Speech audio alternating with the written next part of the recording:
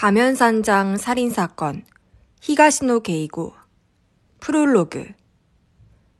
어렸을 때부터 꿈이었어 하고 도모미는 말했다.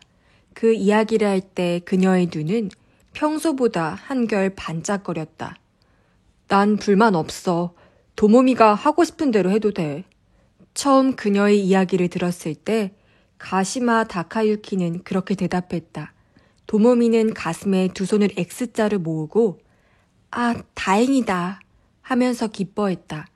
결혼식 얘기였다. 두 사람의 결혼에 대해서는 이미 양가 부모의 허락을 받았다.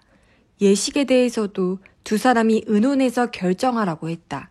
도모미의 부모님은 시기에 대해 내년 가을쯤이 어떠냐는 의견을 내놓았다.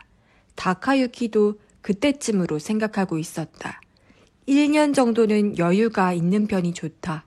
그런데 도모미의 생각은 달랐다. 지금까지도 많이 기다렸는데. 그리고 봄에 결혼식을 하겠다고 주장했다. 다카유키는 굳이 반대할 이유가 없었다. 마땅한 식장을 잡을 수 있을까? 내년 봄이면 반년밖에 안 남았잖아. 적어도 1년 전에는 예약을 해야 한다고 친구들이 그러던데. 다카유키는 현실적인 문제를 내세웠다. 다들 으리으리한 호텔만 찾으니까 그렇지. 도모미는 그렇게 대답했다. 으리으리하지 않아도 마찬가지야. 그리고 어느 정도는 무대를 준비해야지. 안 그러면 하객들에게 신뢰가 되잖아. 우리 쪽은 몰라도 도모미 아버지는 사회적인 위치도 있으시니까. 사회적인 위치 같은 거 난 딱 질색이야. 그리고 도모미는 장난스럽게 웃으면서 눈을 살짝 위로 치켜뜨더니 그 얘기를 꺼냈다. 실은 희망하는 곳이 있다고. 아, 뭐야. 그럼 그렇다고 진작 말할 것이지. 다카유키는 쓴 웃음을 지었다. 도모미의 희망이란 그녀 아버지 소유의 별장 근처에 있는 교회에서 결혼식을 올리는 것이었다. 꽃에 둘러싸인 하얗고 조그마한 교회가 있다고 했다. 어렸을 때 그 교회에서 결혼식을 올리는 커플을 본 적이 있거든. 화려하진 않았지만 마치 동화 속 세계 같았어. 그래서 그때 결심했다고 한다. 자신은 반드시 거기서 결혼하겠다고. 다카유키가 승낙하자 도모미는 꿈에 부푼 소녀의 모습으로 그 교회에 어울리는 웨딩드레스에 대해 한참 이야기했다. 그런데 그 이야기가 마무리되어 갈 때쯤 그녀는 고개를 약간 숙이더니 가느다란 목소리로 이렇게 말하는 것이었다. 이런 얘기를 할 수 있다니 정말 꿈만 같네. 그 교회에서 결혼식을 올리기는커녕 결혼하는 일 자체도 없을 거라고 생각했는데. 무슨 소리를 하는 거야. 다카유키는 웃었지만 도모미의 눈빛은 진지했다. 정말이야. 내가 이렇게 살아있는 것도 신기한데 뭐. 지금까지 살아있다니. 그리고 그녀는 모두 다카유키 씨 덕분이야 라고 덧붙였다. 그건 또 무슨 소리야. 이번에는 다카유키도 웃지 않았다. 그 이후 일은 도모미의 소녀 시절 꿈이 무사히 이루어지는 방향으로 진전되었다. 교회가 작아서 본격적인 피로연을 할 수 없기 때문에 손님을 많이 부를 수는 없으므로 친척과 친하게 지내는 친구, 그리고 지인들 몇 명만 초대하기로 했다. 얘기를 전해 들은 도모미의 아버지는 도쿄로 돌아와서 피로연만이라도 다시 할 수 있기를 바랐다. 도모미는 시큰둥했지만 다카유키가 그녀를 설득해 가까스로 대답을 얻어냈다. 결혼식 준비는 처음부터 끝까지 당사자 둘이서 했다.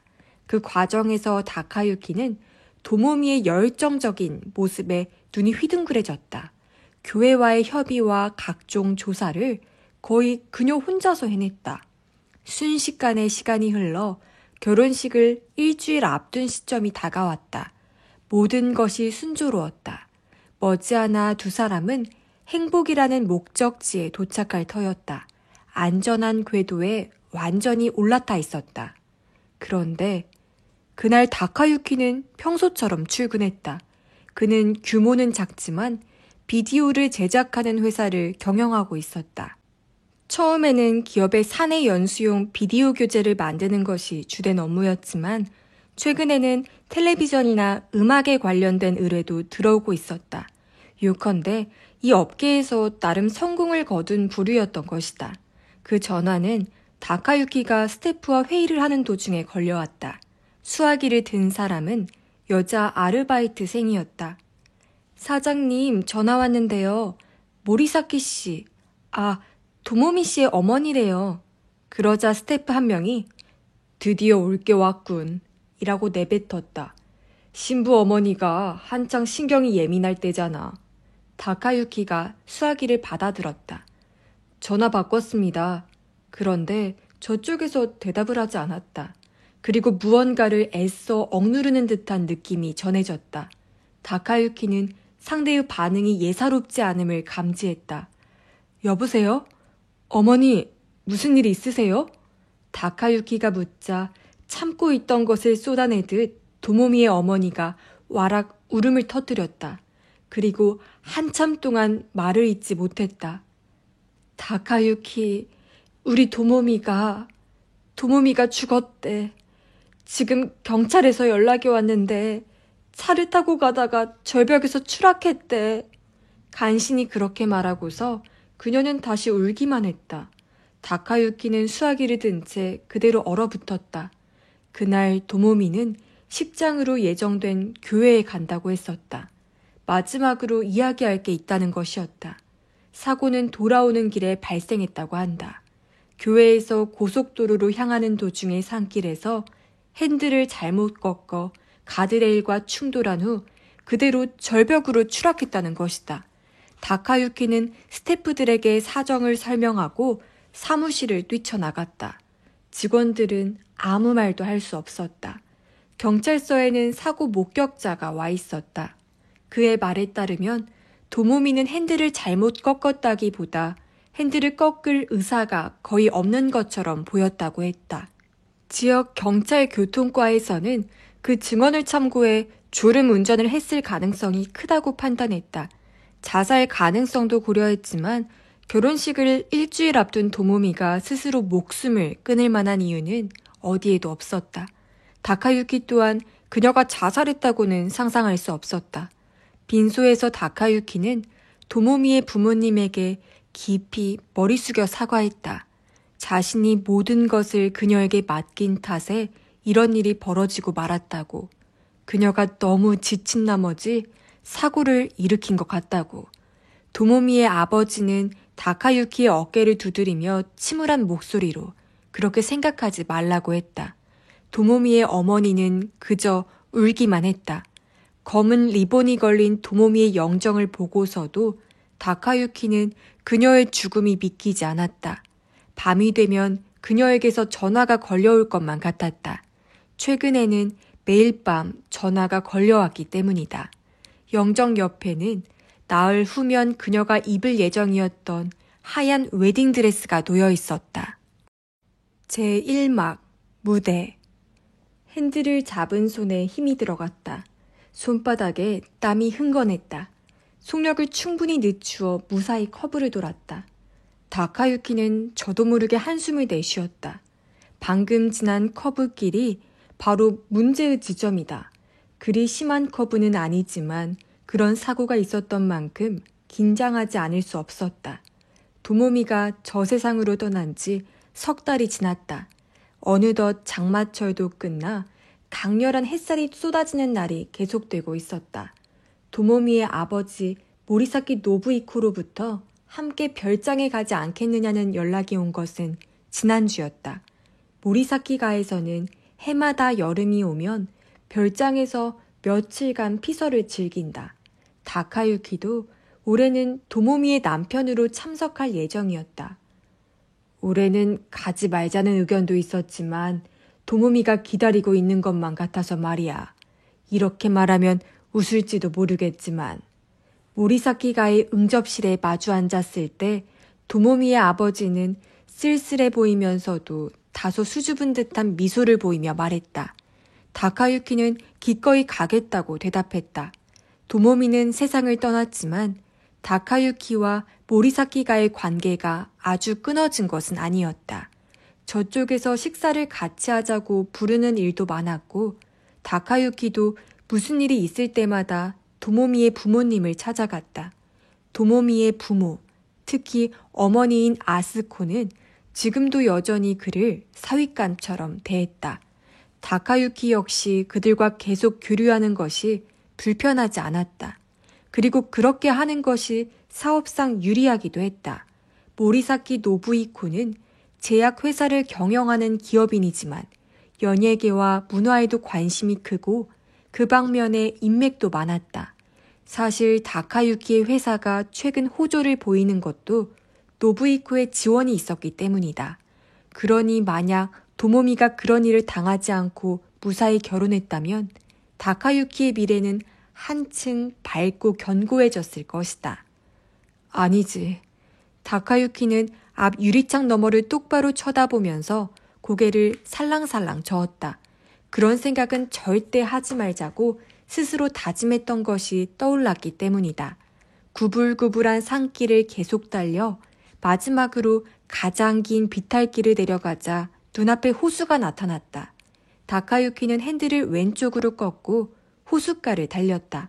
결혼식을 이곳에서 올리기로 한 후 몇 번이나 이 길을 달렸는지 모른다. 조수석에는 언제나 도모미가 앉아 새로운 생활의 꿈을 조잘조잘 이야기했었다. 그러나 오늘은 혼자다.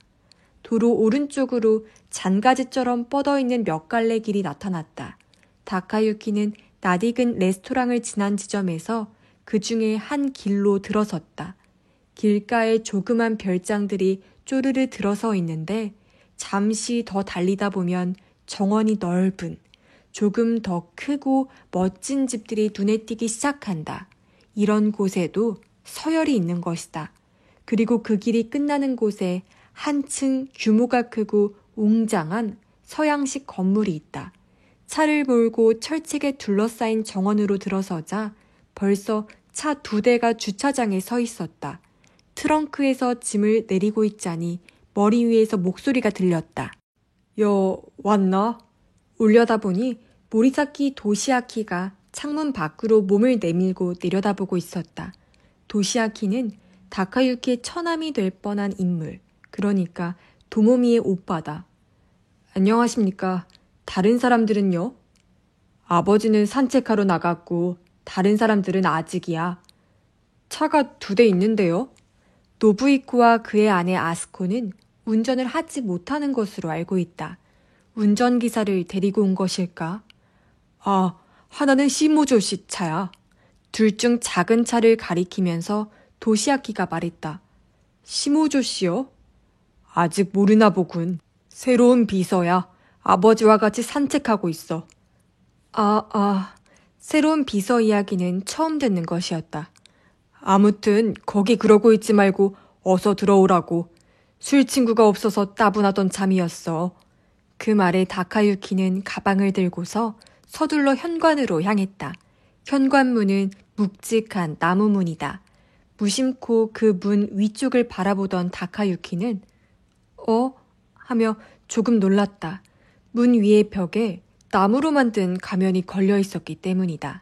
거친 조각에 색도 칠하지 않은 단순한 것이지만 치켜뜬 눈과 옆으로 찢어진 입이 묘한 위험을 지니고 있었다.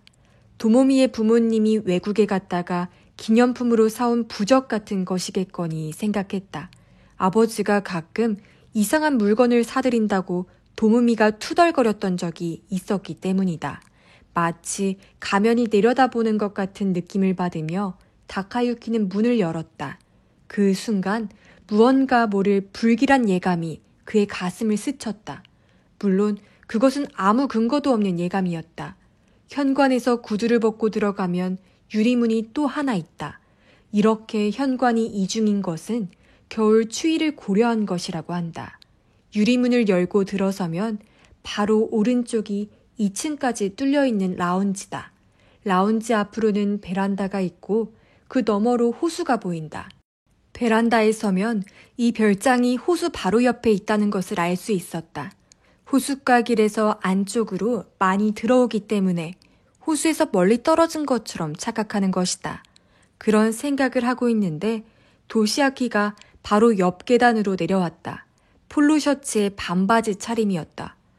일단 술부터 한잔 하자고.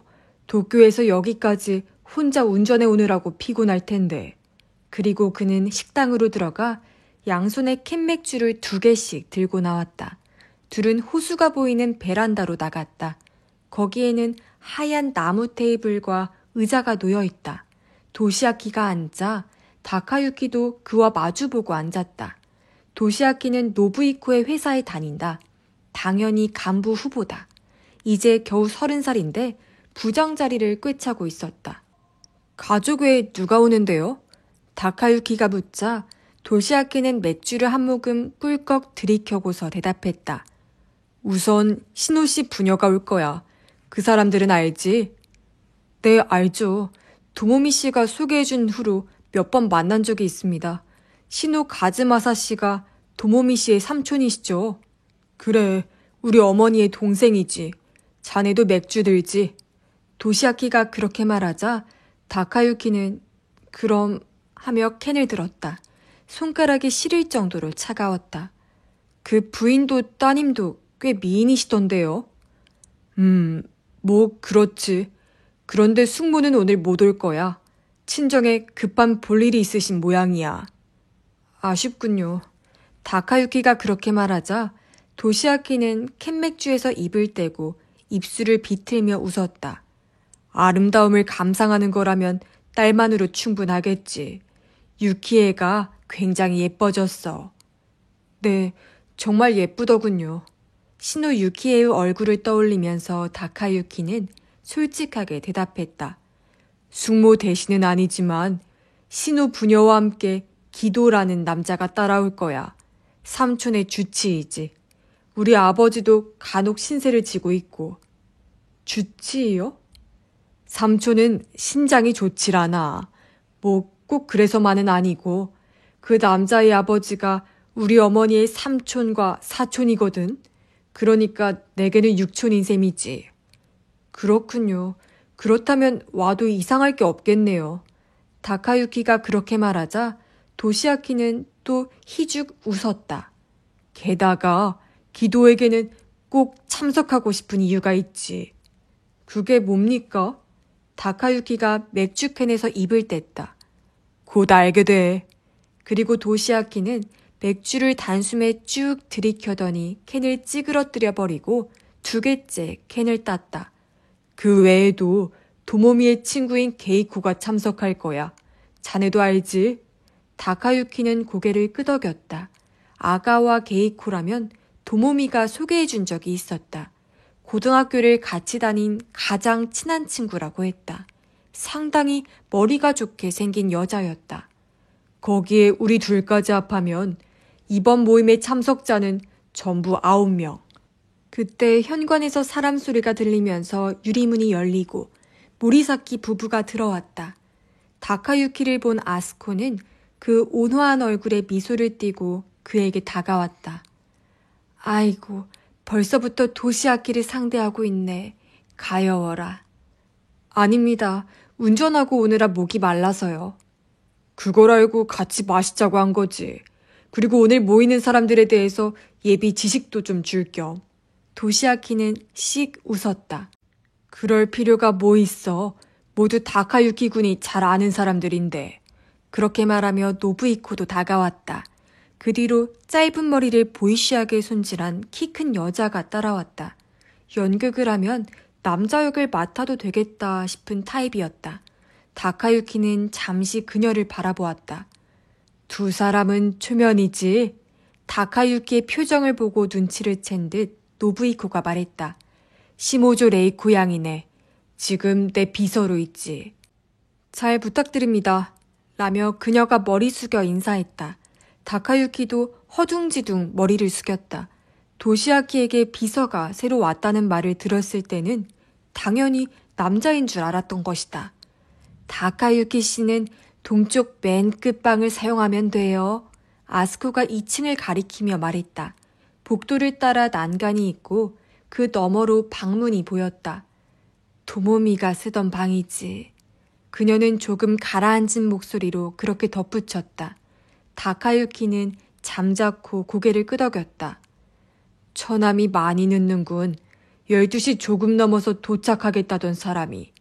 분위기가 가라앉는 걸 느꼈는지 노부이코가 라운지 벽에 걸려있는 시계를 올려다보며 말했다.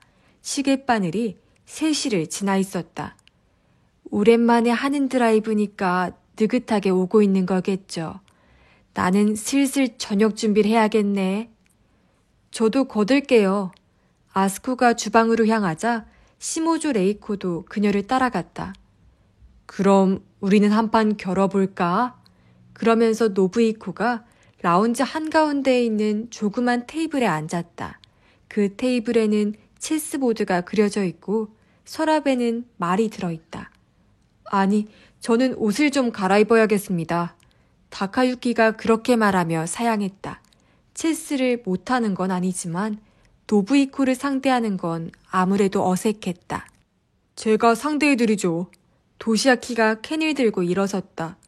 단, 물리기랑 속임수는 쓰지 않깁니다. 너를 상대로 그런 짓을 할 필요는 없지. 그럼 다른 사람을 상대로는 하신다는 말인가요? 전략의 하나야. 부자의 대화를 들으면서 다카유키는 가방을 들고 계단을 올라가 라운지를 내려다보면서 복도를 걸었다. 맨 끝방이 그가 오늘 묵을 방이다. 혹시 도모미를 떠올리게 하는 물건들이 그대로 있으면 어쩌나 했는데 방은 깔끔하게 정리되어 있었다.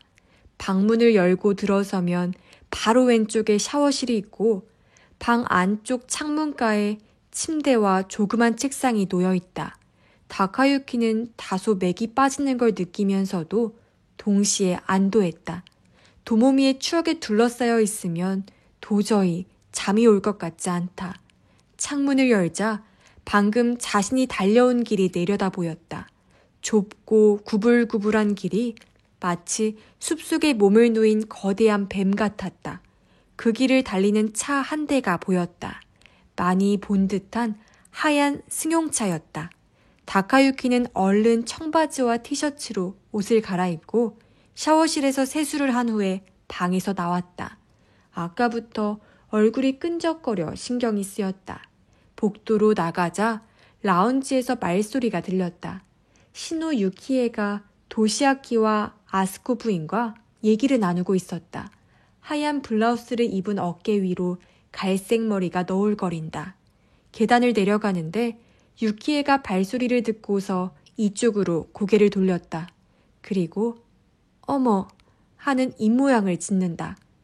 안녕하세요. 다카유키가 인사를 건넸다. 네, 안녕하세요. 언제 도착하셨어요? 조금 전에요. 지금 막 옷을 갈아입고 나오는 길입니다. 다카유키는 주위를 돌아보았다. 아버님은 화장실에 가셨나요? 아니, 그게요. 그러자 앞치마를 두른 아스코가 얼굴을 찡그렸다. 급한 일이 생겨서 못 왔다네. 무슨 일인지는 몰라도 이럴 때는 다른 사람을 시키면 좀 좋아? 그럴 수 없으니 급한 일이라는 게지. 정리되는 대로 온다고 했으니 됐잖소.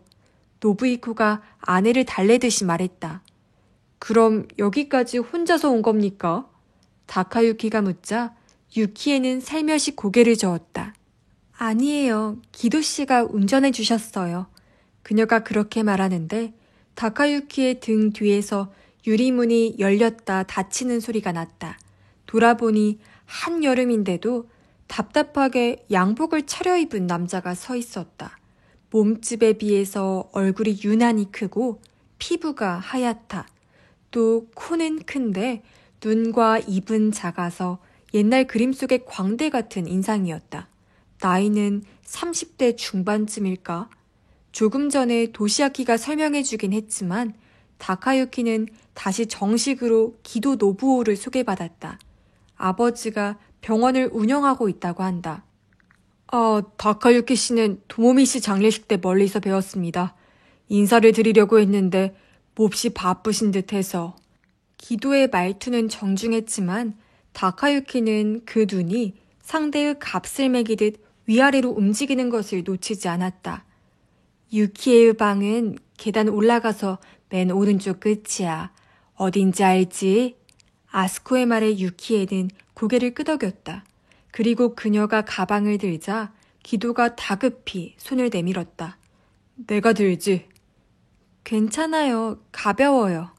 유키에는 매정한 말투로 말하더니 가벼운 걸음으로 계단을 올라갔다. 노부오 씨는 왼쪽에서 3번째 방을 쓰세요. 민망해서 어쩔 줄 모르는 노부오를 구제하려는 듯 아스코가 말했다. 아, 네. 그렇게 대답하고 그도 자기 가방을 들었다. 유키에와 노부오의 모습이 사라지자 아스코는 다시 주방으로 돌아갔다. 다카유키는 의자를 가지고 체스 테이블 앞에 앉아있는 노부이코와 도시아키 옆에 가서 앉았다. 이제 아가와만 오면 되나? 노부이코가 눈길을 체스보드에 둔 채 말했다. 그 아이는 전철로 온다고 했지. 여기서는 버스를 타고 올 생각인가? 전화하면 데리러 나가겠다고 했습니다. 도시아키가 말하는데 낮은 벨소리가 울렸다.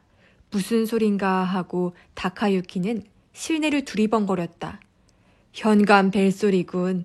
호랑이도 제 말하면 온다더니. 아가와가 온 모양이야. 노부이코가 말했다. 제가 나가보겠습니다. 다카유키가 엉덩이를 들었다. 그가 중간 유리문을 연 후 나무로 된 현관문을 여는데 밖에 서 있는 사람은 아가와 게이코가 아니었다. 제복 차림의 경찰 둘이 수상쩍다는 눈빛으로 두리번거리며 별장을 바라보고 있었다. 무슨 일로... 이 별장 분이십니까? 나이가 들어 보이는 쪽이 물었다. 주인은 아니지만 묵고 있는 사람입니다. 그렇군요. 경찰이 고개를 끄덕거렸다. 실은 좀 여쭤보고 싶은 일이 있는데요. 뭐죠? 이 부근에서 수상한 사람 못 보셨습니까? 네? 수상한 사람이요? 남자인가요? 네, 남자입니다. 이번에는 젊은 경찰 쪽이 대답했다. 글쎄요. 다카유키는 두 경찰의 얼굴을 번갈아 보며 고개를 저었다. 전 조금 전에 도착해서 잘 모르겠습니다만. 그럼 별장에 현재 묵고 있는 사람은? 저 외에 6명이 있습니다. 그분들도 모두 오늘 도착했습니까? 네. 다카유키가 대답하자 경찰은 입을 오므리고서 턱을 만지작거렸다. 죄송하지만 그분들에게도 물어볼 수 있을까요? 그거야 어려울 건 없지만 그러면서 뒤를 돌아보는데 어느새 노부이코와 도시아키가 와서 서 있었다. 무슨 일이 있는 거요? 노부이코가 물었다. 아닙니다. 별일은 아닙니다만 혹시 이 부근에서 거동이 수상한 남자를 보지 못하셨나 하고요. 중년의 경찰이 다시 똑같은 질문을 했다. 거동이 수상한 남자? 조금 전에 아내와 산책을 다녀왔는데 그런 사람은 못 보았소. 다른 사람들은 이 별장에 좀 전에 도착했습니다. 도착한 후로 밖에는 한 발짝도 나가지 않았고요. 도시아키가 그렇게 덧붙였다. 경찰은 실망한 기색이었다. 그럼 혹시 그런 사람을 보는 즉시 연락해 주십시오. 저희는 이 길을 되돌아간 지점에 있는 파출소에 있습니다. 여러분께 폐를 끼치는 일은 없도록 하겠습니다. 알겠소. 그럼 수고들 하시오. 노부이코가 말하자 경찰들은 집 앞 길을 도로 걸어 나갔다.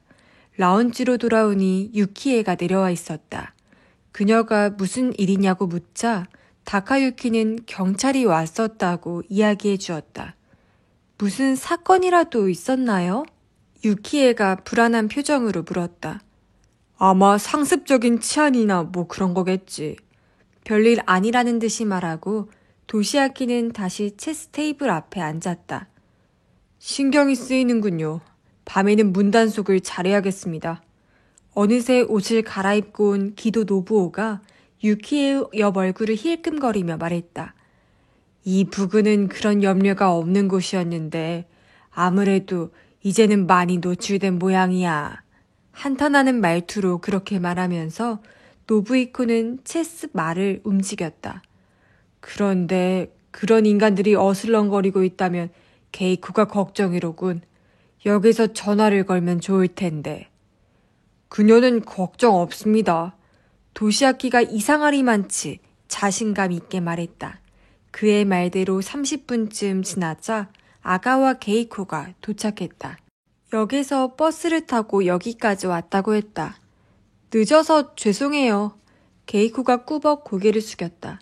청바지 위에 여름 스웨터를 입은 가벼운 차림에 화장기도 거의 없었다. 덕분에 다소 인상이 차갑던 얼굴이 부드러워져 다카유키가 전에 만났을 때보다 훨씬 여성스러워 보였다. 그래, 기다리고 있었다. 이봐, 게이코가 왔어. 노부이쿠가 주방 쪽에 대고 소리치자 주방에서 여자들이 나왔다. 유키에도 주방에서 아스코를 거들고 있었던 모양이었다. 어서 와, 피곤하지? 아스코가 미소를 지어 보였다. 아니에요. 그보다 다들 건강해 보이셔서 다행이에요.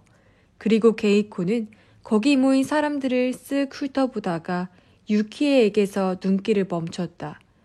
유키 씨는 오늘따라 유난히 예뻐 보이네. 아, 예기치 못한 말을 갑자기 들어서인지 유키에가 두 볼을 붉히며 고개를 숙였다. 게이코는 그런 그녀를 일순 날카로운 시선으로 바라보다가 아스코에게 고개를 돌렸다. 식사 준비를 하고 계시죠? 저도 도울게요. 아니, 안 그래도 돼. 천천히 쉬고 있어. 아스코가 손을 내저었다. 아니에요. 돕게 해주세요. 게이코가 진지한 표정으로 말했다. 도모미도 언제나 어머니 일을 거들었잖아요. 오늘은 도모미를 대신하겠다는 마음으로 왔어요.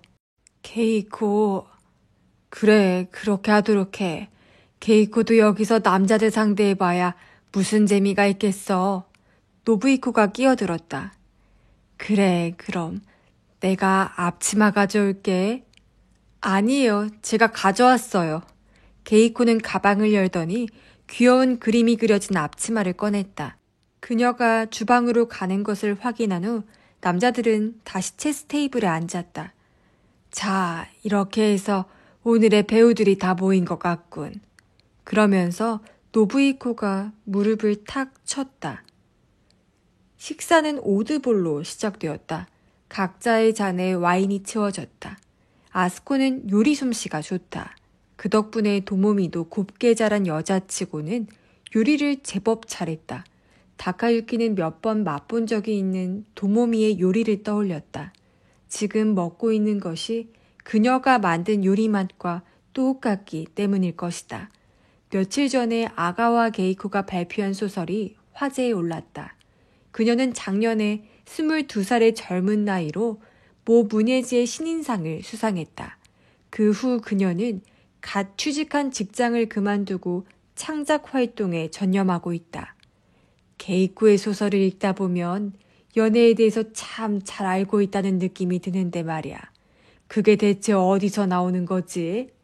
벌써부터 위스키 칵테일로 주종을 바꾼 노부이코가 신통하다는 표정으로 물었다. 물론 거의 다 상상이에요. 이런 연애도 있지 않을까 하고 머릿속으로 만들어내는 거죠. 상당히 겸손한 말투로 게이코가 대답했다.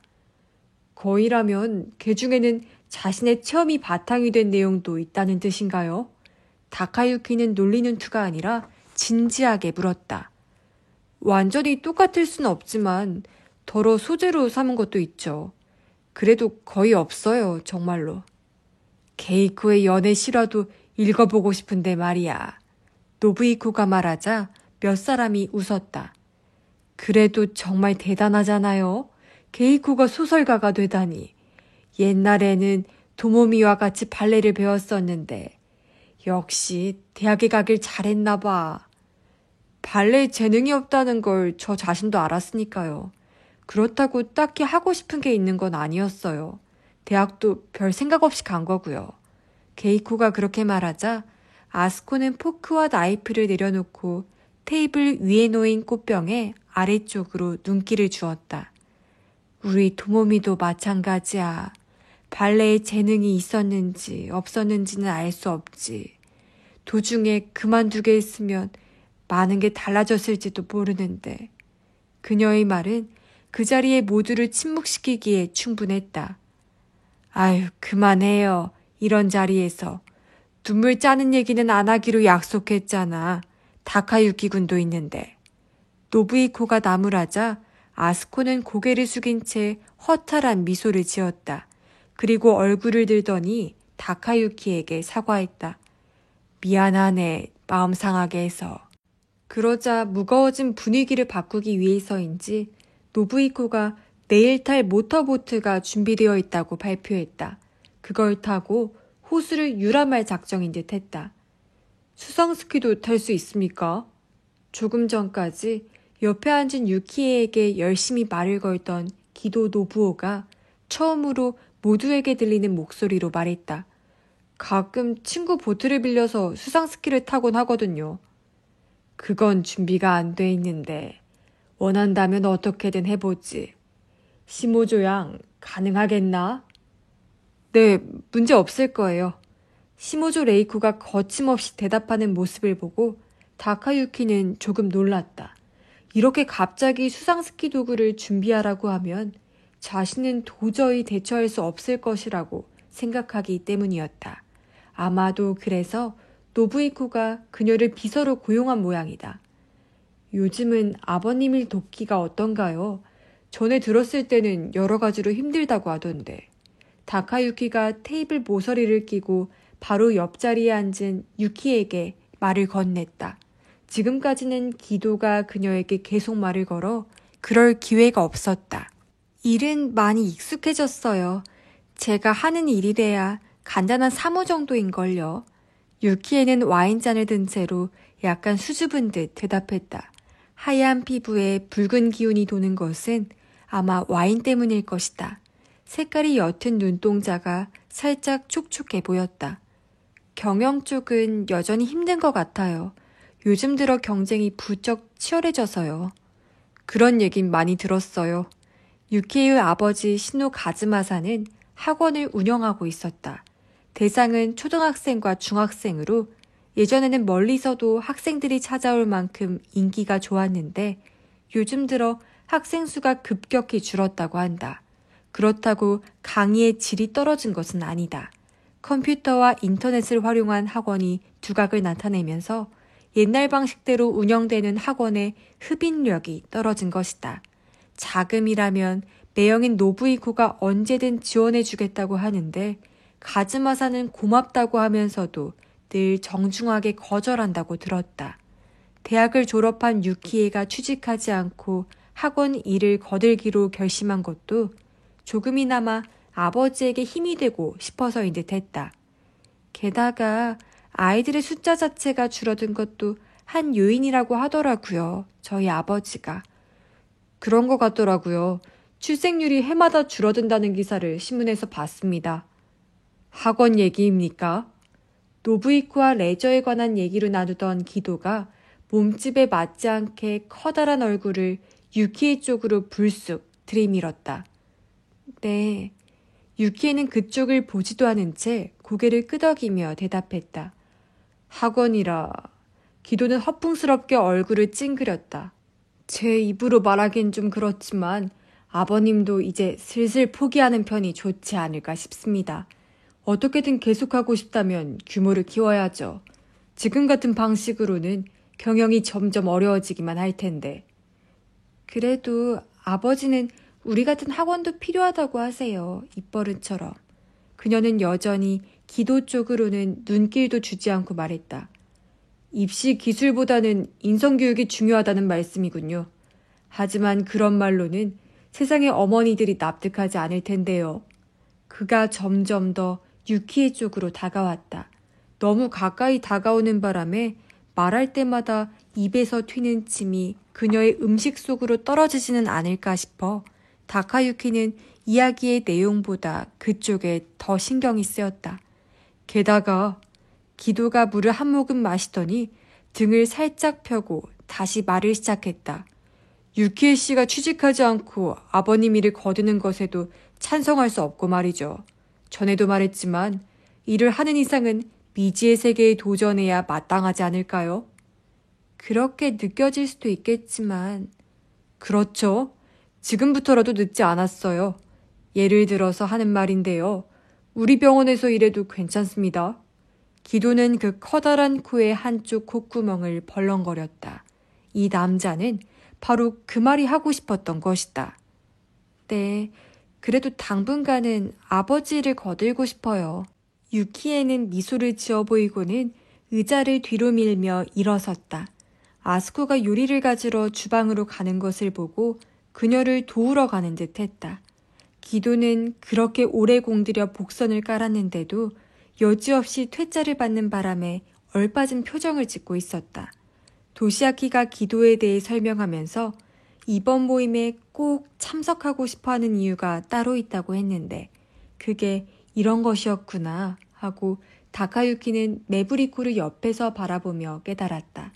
다카유키 역시 유키에를 멋진 여자라고 느꼈다. 그녀를 처음 만난 것은 작년 크리스마스 날 밤이었다. 도모미와 둘이서 도쿄에 있는 레스토랑에서 파티를 할 예정이었는데 그녀가 자기 사촌 동생을 초대해도 괜찮겠느냐고 물었다. 1살 아래지만 어렸을 때부터 쌍둥이처럼 자랐어. 별장에 가서도 언제나 둘이 놀았고 그 애랑 전에 한 약속이 있거든. 어느 쪽이든 애인이 생기면 크리스마스 날 밤에 소개하기로. 그렇게 말하면서 도모미는 어린아이 같은 미소를 머금었다. 나야 상관없지. 그런데 갑자기 불러내도 괜찮겠어? 물론이지. 바로 저기에서 기다리고 있으니까. 불러올게. 도모미는 윙크를 하고서 그 자리에서 일어섰다. 그리고 나타난 유키에는 그 이름처럼 하얀 여자였다. 검은색 옷을 입고 있어서 하얀 피부색이 더욱 도드라졌다. 키는 도모미와 비슷했지만 얼굴과 몸의 세부적인 곡선이 조금씩 달랐다. 그리고 이 집안 핏줄이 그런지 그녀 역시 도모미처럼 소녀 같은 순수함을 풍겼다. 도모미 같은 활달함은 없는 대신 차분한 몸짓을 보니 성격이 온순할 것 같았다. 유키에는 발레도 음악도 하지 않지만 감상하는 것은 좋아하는 듯 했다. 왠지 내가 방해한 것 같아서 미안하네. 유키에가 그렇게 말하자 도모미는 이렇게 대꾸했다. 하룻밤쯤은 단둘이 있지 않아도 돼. 그 만남을 계기로 다카유키는 유키에의 아버지 시노 가즈마사와도 일과 관련해 인연을 맺게 되었다. 학원 자체적으로 비디오 교재를 만들어 사용하고 싶은데 제작해 줄 수 있겠느냐는 의뢰를 받은 것이다. 결과적으로는 실현되지 않았지만 협의하는 자리에 유키에가 참석한 적도 있었다. 이런 남자가 있다는 얘기는 못 들었는데. 다카유키는 기도의 옆 얼굴을 유심히 보았다. 먼 친척이긴 하지만 그래도 친척은 친척이니 옛날부터 교류가 있었을 것이다. 그런데 이 남자는 그 사이에 연애도 하지 않고 그녀를 향한 마음만 키워왔다는 말인가? 설마 그럴 리 없다고 생각하면서도 왠지 모르게 편집광적인 느낌이 드는 인상이라 혹시 그럴 수도 있겠다는 생각이 들었다. 그러한 상황을 상상하자 다카유키는 기분이 약간 상했다. 식사가 끝나자 남자들이 먼저 라운지에서 술을 마시기 시작했다. 뒷정리를 끝내고 야스코와 유키에, 게이코도 술자리에 끼었다. 노부이코는 상대를 시모조 레이코로 바꿔 체스보드에 다시 말을 늘어놓았다. 다카유키는 도시아키의 제안으로 유키에, 게이코와 함께 포커를 하게 되었다. 아스코는 모두를 위해 술심부름을 했다. 기도는 뭘 하나 싶어 주위를 살펴보니 아니나 다를까 유키의 옆에 의자를 갖다 놓고 앉아 훈수를 두기 시작했다. 유키에는 때로 불쾌한 표정을 지었지만 그걸 말로 표현하지는 않았다. 기도는 거기에 안도했는지 유키의 기도 합동팀 어쩌고 하며 주절거렸다. 예상했던 일이지만 게이코는 포커에 매우 강했다. 좋은 카드를 잘 집어가는 것은 아닌데 신중함과 대담함의 균형이 발군이었다. 단박에 그녀 앞에만 칩이 수북하게 쌓였다. 대단한 패가 있는 것도 아닌데 태연하게 승부를 걸기도 하고 이건 그저 포커를 잘하는 수준이 아니라 도박에 상당히 재주가 있는 거야. 칩을 상당량 빼앗긴 도시아키가 포기한 듯이 말했다. 정말 그러네요. 남 표정에 다 드러나서. 역시 겁이 많은가 봐요. 그렇게 말하면서 유키에도 카드를 덮었다. 유키 씨가 겁이 많은 사람은 아니지. 게이코가 자신의 카드를 가슴 앞에 든 채로 말했다. 때가 닥치면 과감해질 수 있는 사람이야. 난 알아. 그런가요? 유키에가 약간 쑥스러운 표정으로 다카유키와 도시아키를 보았다. 의외로 그럴지도 모르지. 도시아키가 중얼거렸다. 도모미는 행동파, 유키에는 얌전하다는 이미지가 있었지만 어쩌면 도모미 쪽이 오히려 마음이 약했는지도 모르겠어. 발레만 해서 그런지 세상 물정도 전혀 모르고 말이야. 도모미는 겁이 많았어. 말 그대로 겁쟁이였지.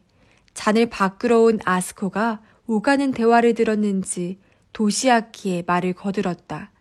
어렸을 때는 어두운 데서 자는 것을 싫어했고 외출을 하면 내 손을 꼭 잡고 놓질 않았어. 말괄량이라서 기가 센 것처럼 보였던 것뿐이야. 놀이공원에 가면 청룡열차를 엄청 좋아하고 그러니까. 그래, 그랬지. 라며 아스코가 눈을 가늘게 떴다. 그래서 운전을 시작했을 때는 몹시 걱정스러웠어. 속력을 너무 내면 어쩌나 하고 말이야. 그랬더니 역시나. 그녀는 사고의 기억이 떠올라 목이 메는 것 같았다. 이봐, 여보. 아스코가 또 죽은 딸 이야기로 분위기를 침울하게 만들까봐 걱정이 되었는지 노부이코가 나무라듯이 그녀를 불렀다. 네, 알아요. 미안해요. 아스코는 힘겨운 표정으로 입을 다물더니 자리를 뜨려고 했다. 그런데 그런 그녀를 게이코가 막았다. 도모미 말이에요. 운전에는 충분히 주의를 기울였을 거라고 생각해요. 게이코의 말투가 바늘로 찌르는 듯 날카로웠다. 포커를 치던 사람들은 물론 노부이코와 기도 노부오까지 그녀를 주목했다. 침묵 가운데서 그녀가 말을 이었다. 과속을 하는 일은 절대 없었을 거예요. 전에 그런 사고를 겪은 적이 있어서 그게 얼마나 위험한 일인지 뼈저리게 느꼈을 테니까요. 그래서 어쨌다는 말이지? 도시아키가 테이블에 놓인 카드로 눈길을 떨어뜨린 채 말했다. 아무리 그래봐야 도모미가 사고를 냈다는 사실은 변하지 않아. 또한 그는 잠시 말을 끊었다가 다시 이었다. 그 사고 때문에 죽었다는 사실도. 맞아요. 그래서 게이코가 전원에게 일일이 눈길을 준 다음 감정을 억누른 목소리로 말했다. 전 그 사고가 이상하다고 생각하는 거예요. 납득할 수 없는 일이 한두 가지가 아니거든요. 그녀의 말에 모두가 마른 침을 삼키며 다른 사람들의 표정을 살폈다. 다카유키도 마찬가지였다. 분명한 건 그녀가 엉뚱한 말을 꺼냈다고 생각하는 사람이 이 중에는 아무도 없다는 사실이었다. 그것이 언제가 됐든 누군가에 의해 제기될 문제였다. 그럼 게이코 씨는 어떤 가능성을 생각하고 있는 거죠? 사람들을 대표하는 심정으로 다카유키가 물었다. 도모미의 죽음에 대해서는 그 자신도 몇 가지 의문을 품고 있었다. 단순한 사고라고는 생각되지 않았다. 전 도모미가 누군가에게 살해당했다고 생각합니다. 게이코는 긴장한 얼굴로 단숨에 핵심을 찔렀다. 그녀의 기백에 압도당한 듯 모두가 일순 침묵했다. 끝내 이 말이 나왔군 하는 분위기였다. 모두가 마음에 품고는 있었지만 지금까지 아무도 입 밖에 낸 적 없는 말이었던 것이다. 살해당했다고? 맨 먼저 입을 연 사람은 형인 도시아키였다. 대체 무슨 근거로 그렇게 단언할 수 있지? 그야 여러 가지죠. 게이코의 목소리는 상당히 자신감에 차 있었다. 동기에 대해서는 저도 아직 확실하게 알지 못해요. 그렇지만 도모미가 누군가에게 살해당한 것만은 틀림없다고 생각해요. 하지만 유키에가 무거워진 분위기를 어떻게든 해보려는 듯 입을 열었다. 사고에 대해서는 경찰도 여러 가지로 조사하지 않았나요? 그 결과 사고로밖에 생각할 수 없다고 결론 내린 거고요.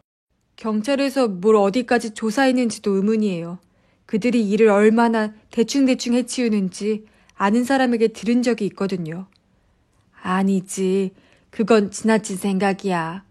어떻게든 이 화재를 피해보려고 했던 노부이코가 이쪽을 향해 돌아앉으며 말했다. 이야기가 이렇게까지 진전되었으니 어쩔 수 없다고 생각한 모양이다. 그 사고는 우리에게도 상당한 충격이었어. 의심할 수 있는 것은 다 의심해봤지. 자동차에 결함이 있진 않았는지, 위험하게 주행하는 차를 피하려다 핸들을 잘못 꺾은 것은 아닌지 말이야. 그러나 그럴 가능성은 없는 것으로 판명되었다네. 하지만 게이코는 전혀 수긍하지 않는 듯 했다. 아버님, 저는 도모미가 살해당했다고 말씀드리는 거예요. 자동차 결함과는 아무 관계 없어요. 내 말을 좀 들어봐. 노부이코는 게이코의 흥분을 가라앉히려는 듯 손바닥을 펴보였다. 자동차에 결함이 없었다는 건 손댄 흔적, 그러니까 뭔가 이상한 장치를 한 흔적도 없었다는 뜻이네. 또 목격자가 있으니 옆차가 위험한 짓을 하지 않았다는 것도 분명하고, 목격자는 도모미의 차가 속력을 늦추지 않은 채 그대로 가드레일을 들이받았다고 했어. 그 증언을 뒷받침하듯이 현장에는 브레이크 자국이 없었고 말이야. 그래서 경찰은 졸음운전일 거라고, 그 가능성밖에 생각할 수 없다고. 아스쿠가 말하면서 앞치마 끝을 두 손으로 부여잡았다. 그 무렵에 그녀가 몹시 피곤했거든요. 다카유키는 사고가 자기 탓이라는 것을 재확인하듯 말했다. 커브가 이어지는 산길을 달리는데 아무리 피곤하다고 해도 졸았을 리는 없죠. 게이코가 고개를 저으면서 말했다. 오히려 긴장하지 않았을까요? 그거야 모르지. 도시아키가 말을 받았다. 계속 긴장하다 보면 신경이 지칠 수도 있잖아. 나도 러시아어에 운전하다가 나도 모르게 졸았던 적이 있으니까. 도모미가 지난번 사고를 일으킨 이후로 얼마나 조심했는지 모르시는 거예요? 게이코가 발끈한 목소리로 물었다. 사고는 정말 싫다. 앞으로는 절대 차를 타지 않겠다. 그렇게까지 말했다고요. 대개는 아무리 반성해도 그 마음이 얼마 못 가지만 그녀는 달랐어요. 그건 여기 있는 여러분들이 더 잘 아시잖아요. 그래, 알지. 내가 제일 잘 알지. 아스코가 말했다. 그런데도 차를 타게 된 건 꼭 필요해서였어. 운전을 하지 않으면 다카유키 씨에게 폐를 끼치게 된다고 말이지. 그래도 속으로는 무척 겁이 났을 거야. 그녀의 말은 모두가 아니라 다카유키 한 사람을 향한 듯 했다. 도모미가 예전과 다르게 운전했다는 건 나도 잘 아네. 몇 번 도모미 차를 탄 적이 있으니까 말이야. 하지만 상황은 명백한 졸음운전이었다는 사실을 보여주고 있어. 그건 어떻게 설명할 텐가? 노부이코가 다그치는 듯한 눈빛으로 게이코를 바라보았다. 그녀는 그 눈을 똑바로 쳐다보며 대답했다. 수면제죠. 뭐라고? 수면제요. 누군가 도모미에게 수면제를 먹인 게 틀림없어요. 어떻게 먹였다는 거지? 노부이코는 끈질기게 자신의 의견을 주장하는 게이코를 어이없다는 표정으로 보았다. 도모미가 복용하는 약에 섞든지 바꿔놓으면 되죠. 간단해요. 그때 지금까지 방관으로 일관했던 기도 노부오가 수면제를 먹게 하는 거야 가능하지만 그건 상당히 불확실한 방법인데요. 라며 끼어들었다. 수면제의 효과는 개인차가 있어서 말이죠. 언제 그 효과가 나타날지 예측할 수가 없습니다. 게다가 도모미 씨는 신중한 성격이었던 만큼 졸음이 왔을 때 운전을 잠시 중단하고 잠을 잤을 겁니다. 효과가 극적인 약이라면 운전을 하기도 전에 잠이 들었을 수도 있고요. 기도는 그 문제에 관해서는 자신이 전문가라는 듯 코를 벌렁거리며 말하더니 뭐라고 대꾸해 주기를 바라는 표정으로 유키에를 보았다. 그러나 유키에는 고개를 숙이고 있을 뿐이었다. 지금 기도 씨가 한 말에 대해서는 어떻게 생각합니까? 다카유키가 게이코에게 물었다. 그러면서 속으로는 그토록 머리가 잘 돌아가는 여자이니 이 정도 지적을 반박하지 못하고 당황하는 일은 없을 거라고 생각했다. 역시 게이코는 다카유키의 예상대로 기도의 말을 가볍게 반박했다. 잠시 호흡을 가다듬은 후 이렇게 말한 것이다. 미필적 고의라고 생각할 수 있죠. 역시 하고 다카유키도 마음속으로 고개를 끄덕거렸다. 즉 범인은 계획이 성공하지 않아도 상관없다고 생각했던 거예요. 도무미는 이미 약을 먹었지만 범행이 발각될 일은 없으니 다음 기회를 노리면 되는 거죠. 만일 범인이 노리는 바대로 죽어주면 행운이고 범인의 심리는 그렇지 않았을까요? 아, 듣고 보니 그렇군. 작가라서 그런지 과연 깊이가 달라. 기도가 당사자와는 다소 거리가 먼 입장이라 부담감이 없어서인지 감탄스럽다는 듯 말했다. 다른 사람들은 모두 쓴 약이라도 삼킨 듯한 표정을 지었다. 그렇게 생각할 수도 있겠지만 유키에가 사람들의 눈치를 살피듯 조심스럽게 말을 꺼냈다. 그게 그렇게 쉬울까요? 도몸이 모르게 약을 섞든지 바꿔놓든지 하는 게 말이죠. 그 질문에 게이코가 뭐라고 대답할 듯 하다가 도로 입을 닫았다. 그 이유를 다카유키는 알 것 같았다. 그녀는 이렇게 말하고 싶었던 것이다. 도모미와 친한 사람이라면 그런 일도 가능하지 않겠느냐고. 그 말을 하지 않은 것은 옳은 선택이었다. 이 자리에 모인 사람들 모두가 거기에 해당되므로. 자, 그만들 하지. 게이코의 침묵을 계기로 노부이코가 선언하듯이 말했다. 그리 유쾌한 얘기도 아닌데 말이야. 도모미가 죽었다는 사실을 지금도 믿을 수가 없지만 누가 그 아이에게 사리를 품었다는 건 더욱 믿기 어려운 얘기야. 별로 생각하고 싶지도 않고. 그리고 게이코가 다시 뭐라고 말하려 하자 노부이코가 그녀의 말을 막듯이 덧붙였다. 오늘은 편히 쉬다 가라고 여러분을 초대한 거예요. 여러분은 마음껏 마시고 노세요. 여기는 도시와 달라서 이웃에 피해가 되는 일도 없으니. 그럼 난 목욕이나 좀 해야겠군. 그가 그렇게 말하고 자리를 뜨자 아스코도 목욕물 받아야겠네요. 라며 일어섰다. 이야기가 억지로 끊긴 꼴이라 게이코는 한참을 그 자리에 멀뚱하게 있었다. 그 모습이 왠지 딱해서 아무도 말을 걸지 못하고 있었다. 도시아키는 술을 더 가지러 주방으로 가고 기도는 자기 방으로 올라갔다. 잠시 후 게이코가 꽈당 소리나게 의자에서 일어서더니 기분이 상한 표정으로 계단을 올라갔다. 이어 문이 거칠게 열렸다 닫히는 소리가 들렸다. 다카유키는 베란다로 나가려고 자리에서 일어났다. 조금 전까지의 감론 을박을 듣느라 머리가 뜨거워졌기 때문이다. 그런데 체스 테이블을 향해 앉은 채 고개를 숙이고 무언가를 하고 있는 시모조 레이코를 보자 걸음을 멈췄다. 그녀는 시스템 노트에 뭔가를 열심히 적고 있었다. 여기까지 와서도 일입니까? 다카유키가 묻자 레이코가 얼굴을 들고서 장난을 치다 들킨 어린애 같은 표정을 지으며 노트를 덮었다. 일이랄 것까지는 없어요. 하지만 사장님이 늘 그렇게 하라고 하시니까 버릇이 돼서. 버릇? 대화를 메모하는 거예요.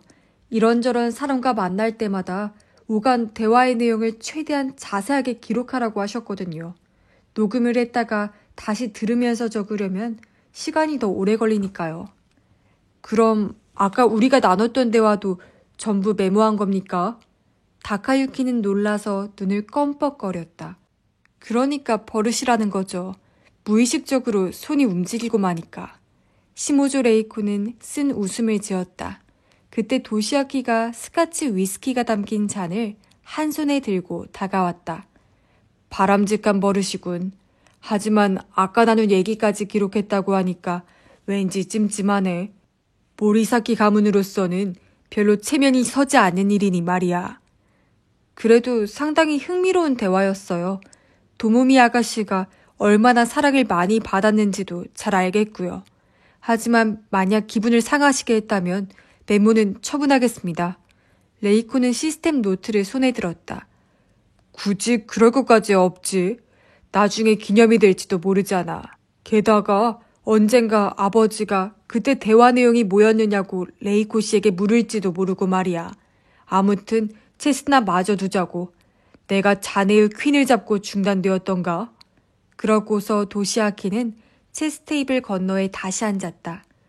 아니죠. 제가 도시아키 씨 나이트를 잡고 체크를 부르는 데서부터 다시 시작이죠.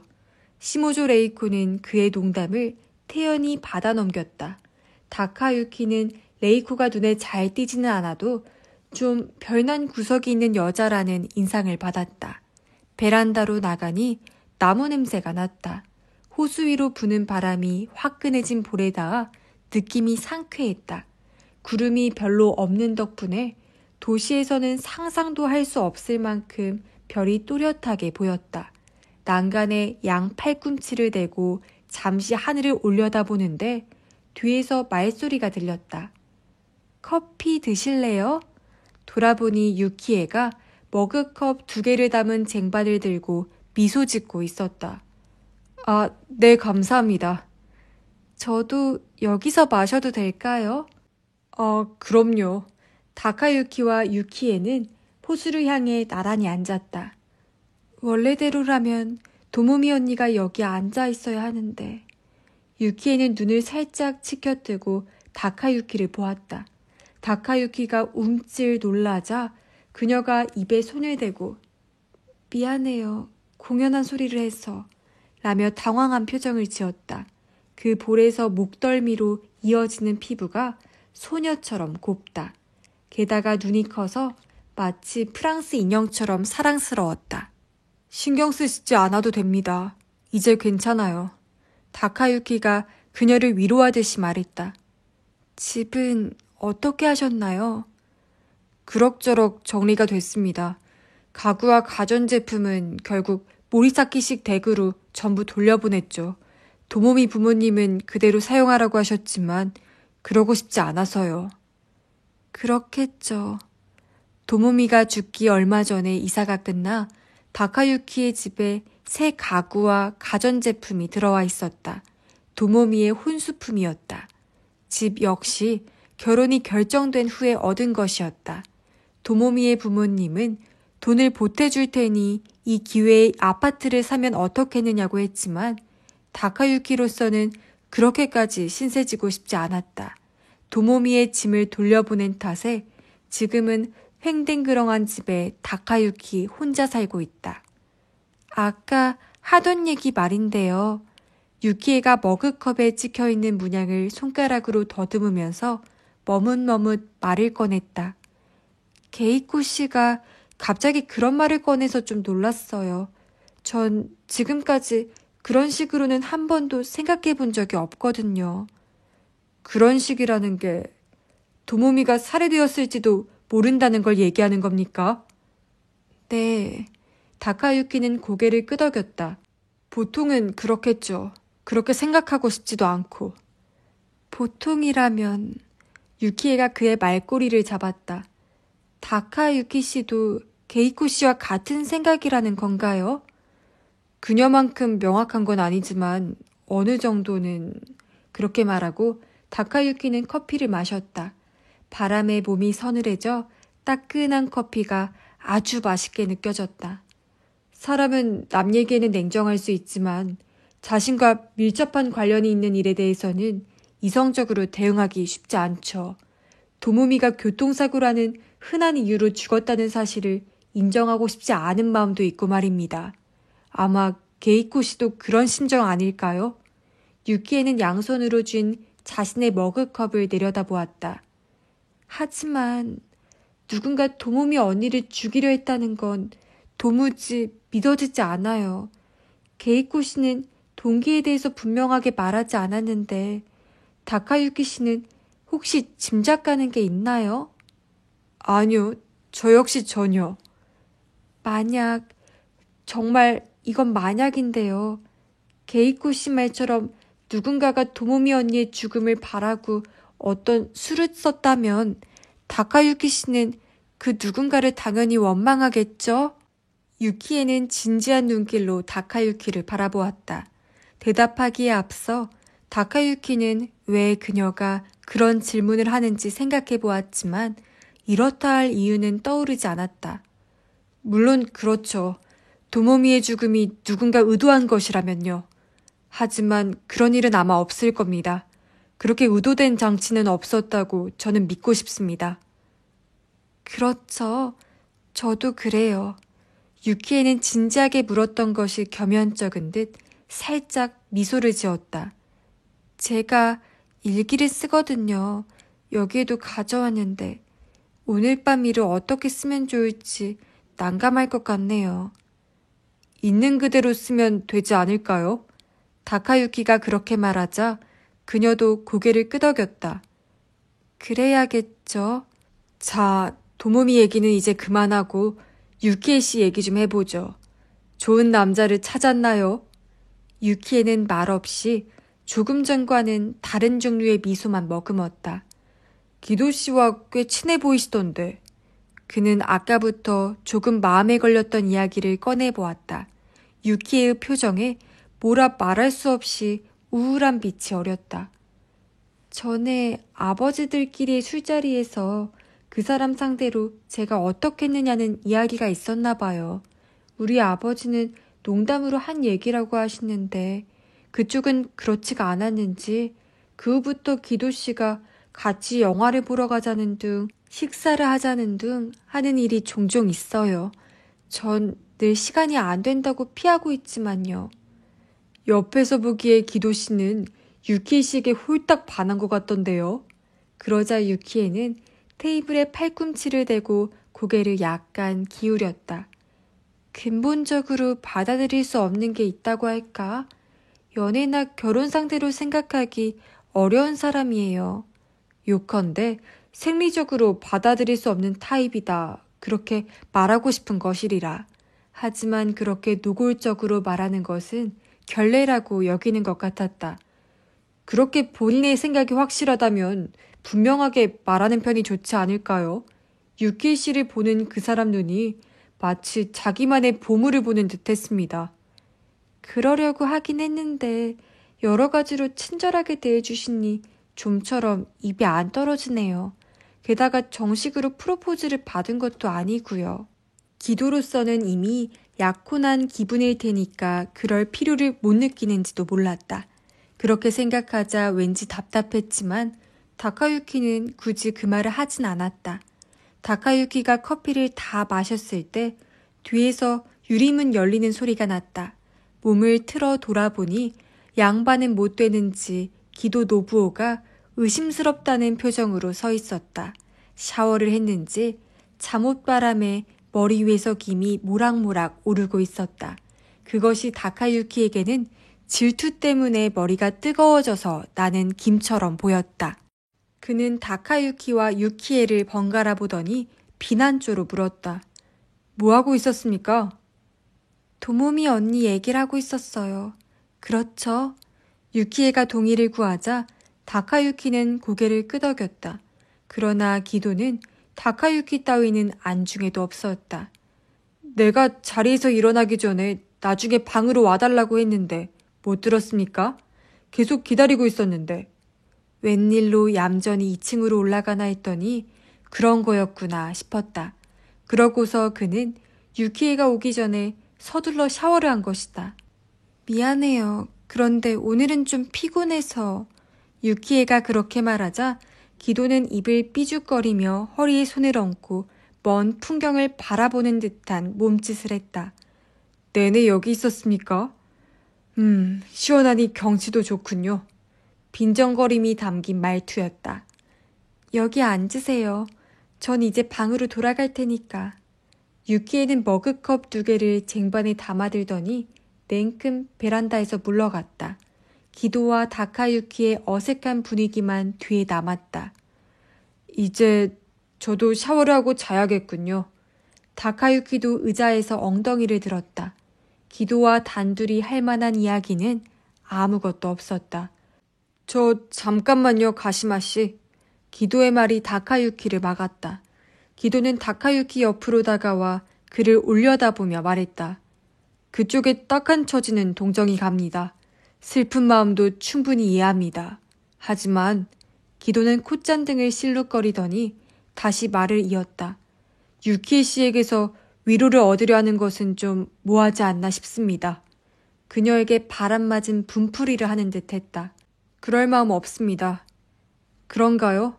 그렇다면 좋습니다만 이상한 기대는 품지 않는 편이 신상에 좋을 겁니다. 그 말은 내가 하고 싶은 말이라고 하고 싶은 것을 꾹 참고서 다카유키는 그 자리를 떠났다. 침대로 들어간 후에도 다카유키는 좀처럼 잠을 이루지 못했다. 역시 도모미가 사용하던 방, 도모미가 잤던 침대라는 의식이 있는 탓인지도 몰랐다. 그녀를 떠올리지 말자고 하는 것이 오히려 억지다. 잠시 선잠이 들었던 것 같은데 한밤중에 다시 잠이 깼다. 흥분이 식지 않았다. 너무 조용한 것도 그리 바람직하지 않은 듯했다. 다카유키는 두 손으로 머리를 감싸며 눈을 떴다. 바람이 심하게 부는지 창밖에서 나뭇가지들이 사락사락 흔들리는 소리가 들린다. 도모미의 죽음에 대해서 생각해 본다. 저녁을 먹은 후에 게이코가 했던 이야기도. 다카유키는 그녀의 의문이 타당하다고 생각했다. 그녀도 말했듯 예의 사고 후로 운전을 할 때면 도모미는 마치 다른 사람 같았다. 그전까지는 젊은 여자답게 스피드에 열을 올렸지만 그 사고가 있고부터는 제한 속도에서 10km를 넘은 적이 없었다. 그렇게 운전하는 사람은 현재 이 나라의 운전자들 중에는 흔치 않다. 예의 그 사고란 2년 전에 발생한 자동차 사고를 말한다. 그 사고가 있었던 탓에 도모미의 인생은 크게 바뀌었고 다카유키의 운명 또한 바뀌었다. 그때 일을 다카유키는 지금도 또렷하게 떠올릴 수 있었다. 비 내리는 고슈가도를 서쪽을 향해 달리고 있었다. 그날은 촬영 스케줄이 있어 봉고차 뒤에 기자재가 실려 있었다. 모 식품 회사가 채용 광고용으로 발주한 일이었다. 회사의 휴양소와 오락시설을 촬영해서 각 대학을 찾아다니며 채용 활동을 할 때 학생들에게 보여주려는 것이었다. 다른 스태프들은 먼저 가 있고 다카유키 혼자 봉고차에 타고 있었다. 자신이 과속하고 있다는 의식은 없었다.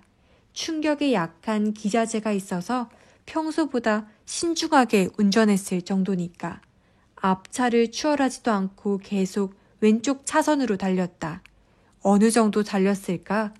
느닷없이 엔진의 굉음이 들렸다. 다카유키는 백미러를 힐끔 보았다.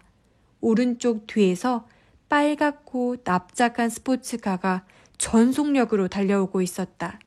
마침 그때 다카유키의 차에서 20m 정도 앞에 있던 차가 오른쪽 깜빡이를 켜고서 오른쪽 차선으로 옮겨갔다. 그리고 깜빡이를 켠 채 속력을 늦추더니 도로 위에서 그대로 정지했다. 우회전할 기회를 엿보고 있는 것이었다. 뒤쪽에 빨간 스포츠카는 오른쪽 차선으로 돌진하고 싶었던 모양인데 장애물이 성가셨는지 왼쪽 차선, 즉 다카유키의 차 뒤에 붙었다. 게다가 그런 차들이 흔히 그러듯 상대에게 빨리 꺼지라는 식으로 차간 거리를 좁혔다. 귀찮은 차가 따라붙었군. 다카유키는 순간적으로 생각했다. 그런데 그가 우회전을 기다리는 차 옆을 지나가려 할 때였다. 보도에서 무언가가 굴러왔다. 조그만 축구공이었다. 그런데 그것이 공이라는 것을 인식하기 전에 다카유키는 브레이크를 먼저 밟았다. 타이어가 비명을 질렀다. 차체가 미처 멈추지 못하고 앞으로 미끄러지면서 뒤에 실린 기자재가 와르르 무너져 내렸다. 그리고 바로 충격이 있었다. 무언가에 쿵 들이받친 것이다. 다카유키는 뒤에서 달려오던 빨간 차가 자신의 차를 받았다는 것을 이내 알아챘다. 그런데 빨간 차가 똑바로 달려와 충돌한 것은 아닌 듯 했다. 운전자가 핸들을 꺾어 왼쪽으로 피하려 한 듯 다카유키의 차 왼쪽 뒤에 접촉한 후에도 그 차는 속력을 줄이지 못하고 보도 위에 설치된 전화 부스를 들이받고 말았다. 다카유키는 잠시 숨이 막혀 움직일 수가 없었다. 가까스로 정신을 차리고 문을 연 뒤 천천히 밖으로 나갔다. 괜찮아요? 옆으로 지나가던 차 운전자가 소리를 질렀다. 그는 괜찮다는 것을 보여주기 위해 가볍게 손을 들었다. 빨간 차는 전화부스를 받은 후 다시 전신주에 부딪혀 앞쪽 4분의 1 정도가 짜부라져 있었다. 앞 유리창도 전화부스도 박살이 나서 사방에 크고 작은 유리 조각이 흩어져 있었다. 차는 핸들이 왼쪽에 있는 외제차였고 타고 있는 사람은 운전자 한 명뿐이었다. 핸들을 꽉 잡은 두 손 사이에 파묻듯이 머리를 숙이고 있었다. 긴 머리로 봐서 여자인 듯했다. 누가 신고했는지 얼마 있자 구조대가 출동했다. 구조대는 상당히 오래 걸려 찌그러진 차체에서 그녀를 끌어냈다. 그녀는 의식이 없는 것 같진 않았지만 들것에 실려갈 때 몸을 꼼짝하지 않았다. 다카유키 역시 구조대의 지시를 따라 구급차에 올라탔다. 병원에서 일단 검사를 받은 후 각처로 연락을 하고 있는데 사고를 낸 여자의 부모인 듯한 사람들이 나타났다. 아버지가 모리사키 제약회사의 사장이라는 것은 나중에 교통과 경찰이 알려주었다. 사고에 대해서 다카유키도 참고인으로 조사를 받았지만 그에게 아무 잘못이 없다는 것은 경찰도 알고 있는 듯했다.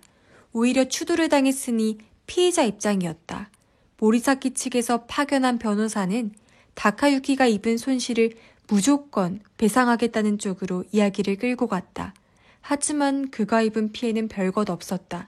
눈에 띄는 손실이라고 해봐야 그날 촬영을 하지 못해 고객이 발주를 취소한 정도였다. 이야기가 그 정도로 마무리된 후 다카유키는 사고를 낸 여자를 면회하러 갔다. 책임 소재와는 상관없이 한번 면회를 가보는 게 어떻겠느냐고 담당 경찰이 일러주었기 때문이다.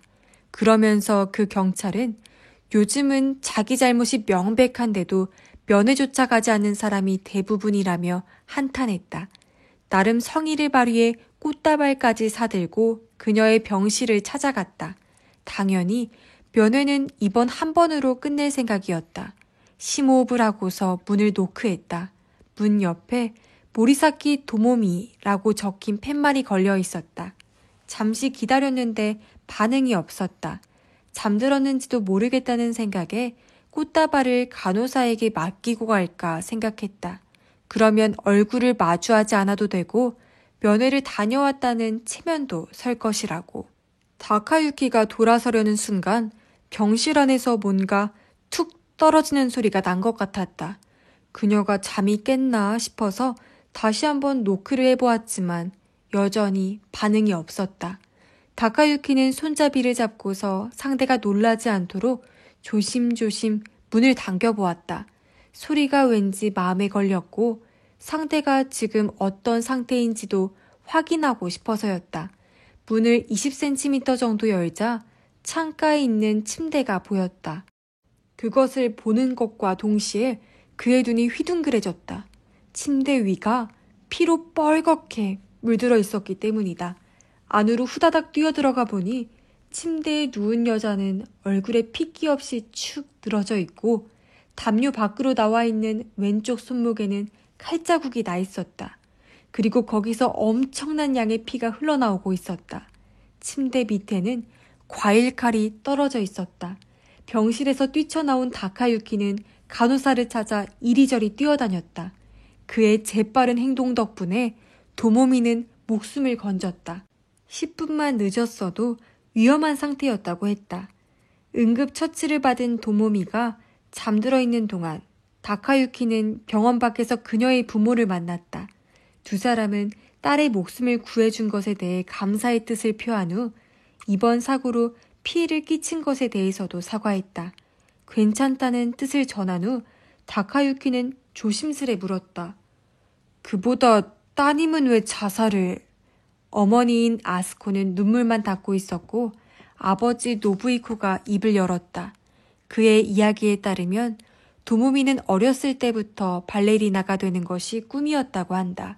최근 들어 도모미는 자신이 소속된 발레단에서 두각을 나타내기 시작했고 다음 공연에서는 드디어 솔로를 맡을 수 있지 않을까 기대하는 참이었다는 것이다. 그런데 사고가 나는 바람에 절망한 나머지 죽으려고 했던 모양이라고 아버지 노부이코는 말했다. 발레는 상처가 나으면 다시 할 수 있는 거 아닌가요? 다카유키의 말에 아스코가 오열을 터뜨렸다. 그리고 노부이코는 맥없이 고개를 저었다. 우리 딸은 발레는커녕 이제 제대로 걸을 수도 없답니다. 네? 다카유키는 상대의 얼굴을 다시 보았다. 부서진 차체에 끼어 왼쪽 다리를 잃고 말았어요. 지금 그 아이의 왼쪽 다리는 발목 아래가 없습니다. 발레도 발레지만 평범한 여자로서의 인생조차 바랄 수 없게 되었다는 생각에 아마 충동적으로 손목을 그은 것이겠죠. 아스코는 하염없이 울고 있었다. 다카유키는 뭐라고 할 말이 생각나지 않았다. 자신이 그들에게 사과할 입장이 아닌 게 정말 다행이라고 마음속으로 생각했다. 도모미의 의식이 돌아온 날로부터 일주일 후 다카유키는 다시 그녀를 찾았다. 그대로 모르는 척하고 있자니 마음에 걸렸고 그 후로 어떻게 되었는지 신경이 쓰였다. 아직도 마음 정리가 안 되었는지 다카유키가 찾아갔을 때도 도모미의 눈은 빨갛게 부어 있었다. 그리고 딸이 또 이상한 마음을 먹지 않을까 걱정스러운 아스코가 곁을 지키고 있었다. 도모미는 21살이라는 나이보다 한참 어려 보였다. 얼굴이 조그맣고 발레를 해서 그런지 몸도 가녀렸다. 대화가 잘 될 리 없었지만 다카유키는 자신이 하는 일에 대해서 이런저런 이야기를 늘어놓으며 분위기가 무거워지지 않도록 애썼다. 물론 발레와 교통사고와 또 신체 장애에 관한 화제는 철저하게 피했다. 도모미는 굳은 표정으로 대꾸도 별로 하지 않은 채 그가 하는 이야기를 듣고만 있었다. 그래도 때로 농담을 하면 비구름 사이로 언뜻 파란 하늘이 비치는 것처럼 그녀의 눈가에 미소가 떠올랐다. 그 눈이 겁이 날 정도로 맑아 다카유키는 그녀에게 빨려 들어갈 것 같았다. 그날 병원을 뒤로했을 때 다카유키는 이제 2번 다시 그녀를 만나는 일이 없을 것이라고 생각했다. 그런데 그로부터 이틀 후 아스코에게서 전화가 걸려왔다. 와줄 수 있겠느냐는 것이었다. 무슨 일이냐고 묻자 그녀가 말을 꺼내기 민망하다는 듯 머뭇거렸다. 우리 딸이 가시마 씨에게 마음을 쓰고 있는 것 같아요. 얼굴이라도 한번 보여줄 수 있을까 해서요. 마음을 쓴다는 것은 호감을 품고 있다는 뜻일 것이다. 다카유키는 가슴이 설렜다. 그 역시 다시 한번 도모미를 보고 싶었다. 꽃다발을 들고 병실을 찾아가니 며칠 전보다 한결 빛나는 얼굴로 그녀가 맞아주었다. 그리고 며칠 전보다 말수도 조금 늘었다. 또 오죠. 하고서 다카유키가 돌아설 때 그녀는 다음에는 언제요? 라고 물었다. 그는 내일이라도 하고 대답했다. 결국 그날부터 그녀가 퇴원할 때까지 다카유키는 2, 3일에 한 번은 꼭 면회를 갔다. 그런데 딱 한 번 병실에 들어갈 수 없었던 적이 있었다.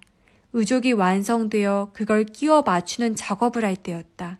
아스코가 병실에서 나와 미안하다는 듯이 말했다. 가시마 씨에게는 보이고 싶지 않다고 하네요.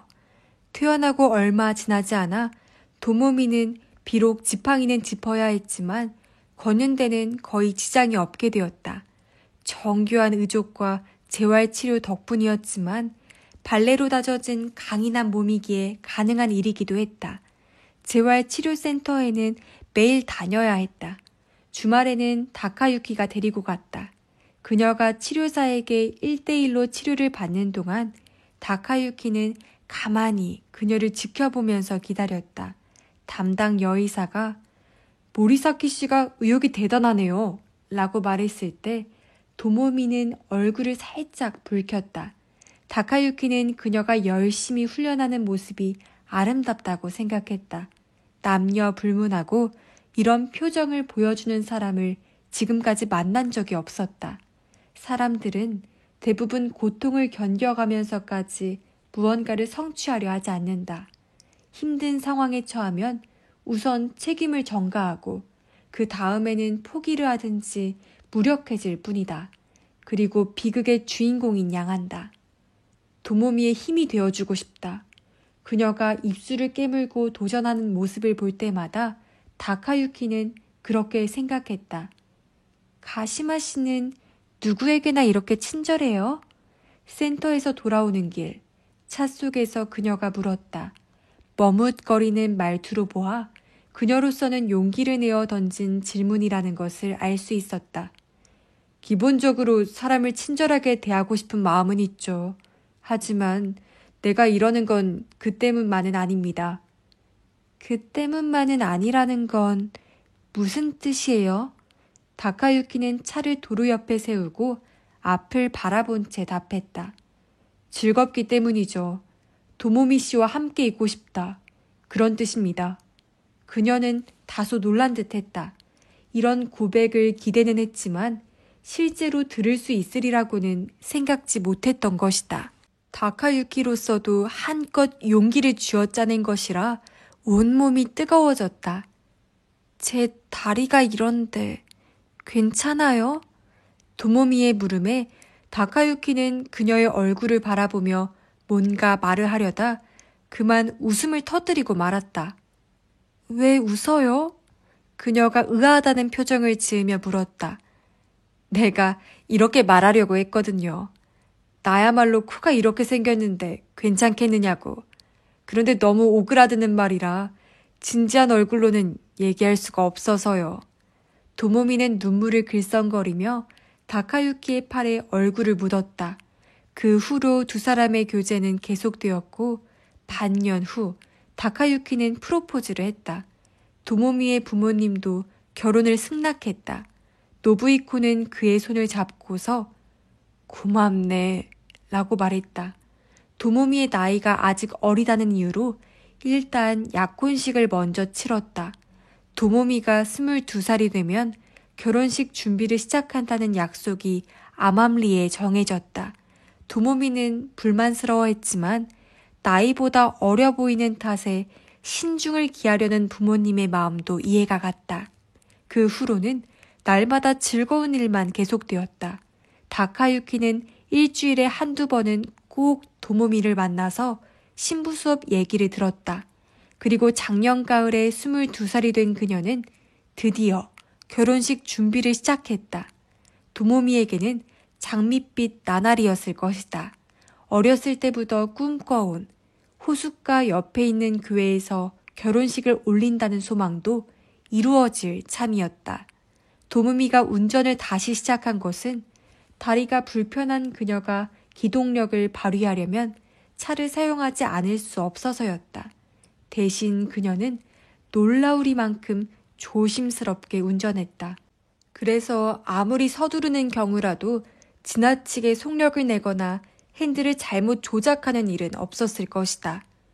수면제란 말이지. 게이코의 추리가 뇌리를 스쳤다. 그렇게 생각할 수도 있다. 하지만 누가 도모미를 죽이려 했다는 말인가? 그런 일이 있을 수 있을까? 아까 시모조 레이코가 한 말이 옳다.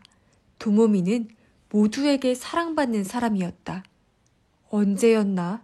다카유키가 불단에 세워진 도모미의 영정 앞에서 두 손을 모으고 있을 때 아스코가 옆으로 다가와 말한 적이 있다.